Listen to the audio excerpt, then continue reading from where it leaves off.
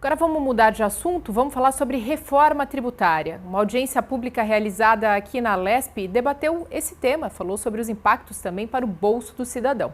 Se acompanha agora na reportagem de Marcela Vasconcelos. Entidades sindicais e associações que representam auditores fiscais do Estado e da Federação se reuniram aqui na Assembleia Legislativa de São Paulo para debater entraves da reforma tributária. Promovido pelo deputado Luiz Cláudio Marcolino, do PT, o encontro trouxe especialistas no assunto. O parlamentar falou da importância do evento direto da estrada, rumo a outra audiência pública, a do orçamento do Estado em Ilha Cumprida. Depois de muitas décadas, de muito se falar, de tentativas sem resultados e de falta de vontade técnica e política, o governo federal chegou com capital político de uma necessidade, após uma recém-eleição, colocar a energia necessária para que a reforma tributária finalmente saísse do papel.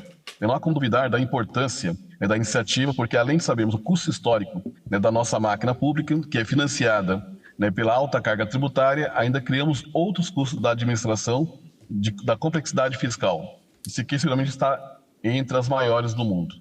Essa complexidade toda acaba chegando a um custo final de produtos, que é um verdadeiro freio do desenvolvimento social, por penalizar aqueles que mais precisam e que menos poderiam pagar. Foram discutidos também como reduzir os vícios e os litígios depois da aprovação da reforma, o chamado contencioso administrativo, como define o presidente do Sindicato dos Auditores da Receita Estadual de São Paulo. O contencioso, no final das contas, é um auditor fiscal ou o poder instituído, o governo, chega para as empresas e define que há algum débito, alguma questão tributária lá. Olha, você me deve tanto imposto por esse ou por aquele motivo.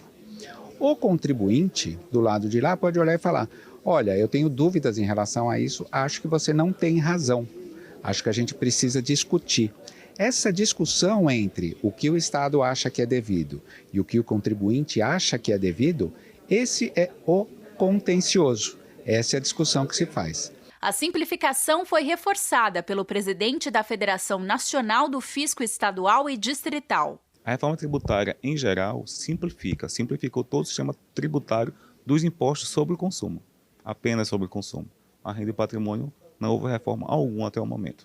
Então, sobre o consumo, especialmente sobre o ICMS e o ISS, vamos utilizar esses dois estados e municípios, como vai ter uma legislação unificada, vai simplificar. Ao simplificar, deve-se facilitar ou diminuir-se os litígios. Os litígios devem ser um pouco menores. A pergunta é: o contribuinte aqui do Estado de São Paulo vai recorrer a quem? De que forma?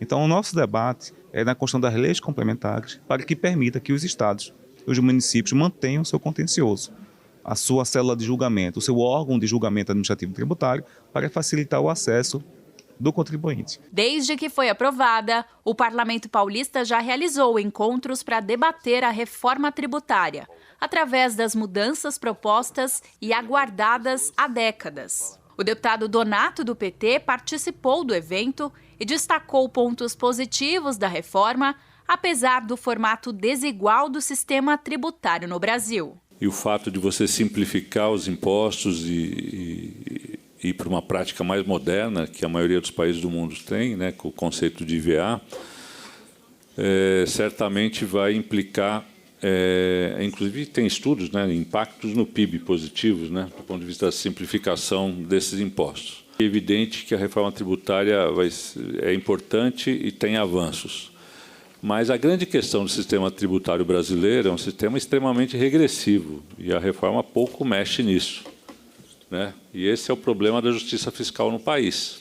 Os pobres pagam muito imposto e os bilionários pagam pouco imposto, resumindo. O imposto sobre consumo tem um peso enorme e o imposto sobre renda e propriedade tem pouco peso, muito discrepante em relação às principais economias do mundo.